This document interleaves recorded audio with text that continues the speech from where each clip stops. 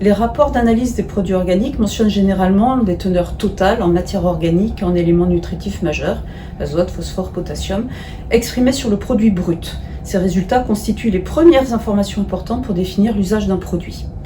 Une concentration en ANP ou K supérieure à 3% classera le produit en engrais, avec un effet attendu essentiellement nutritif pour les cultures, alors que des concentrations plus faibles en NPK, mais avec une teneur en matière organique d'au moins 20 à 25%, orientera le produit en amendement organique.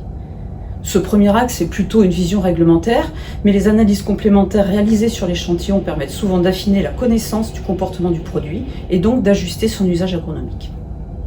Pour l'azote, ce sont les dosages des différentes formes d'azote, NH4, NO3, l'azote urique, l'azote organique et la cinétique de minéralisation de l'azote.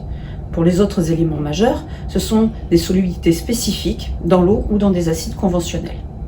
Ces résultats, en particulier la proportion entre les formes minérales ou facilement solubilisées par rapport à l'élément total, vont indiquer si l'élément sera ou non facilement disponible pour la plante. Si c'est le cas, le produit aura un rôle nutritif et pourrait être positionné agronomiquement comme un engrais. Ceci est à moduler, évidemment, selon les concentrations totales.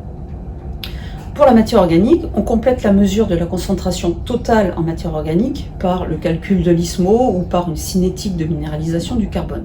Ces analyses donnent une estimation du pourcentage de la matière organique stable dans le produit par rapport à la matière organique totale. En général, pour les amendements organiques, plus de 60% de la matière organique est stable. En multipliant la concentration en matière organique totale par le pourcentage de matière organique stable, on obtient facilement la quantité de matière organique stable apportée par tonne de produit épandu. Pour des doses d'apport de plusieurs tonnes par hectare, les apports nutritifs devront aussi être pris en compte car ils peuvent s'avérer intéressants pour certains éléments vis-à-vis du besoin des cultures. Ainsi, on peut dire que les produits organiques ont toujours un effet mixte, à la fois nutritif et amendant. Selon les produits, l'un des deux effets est prédominant, mais ce n'est pas systématique.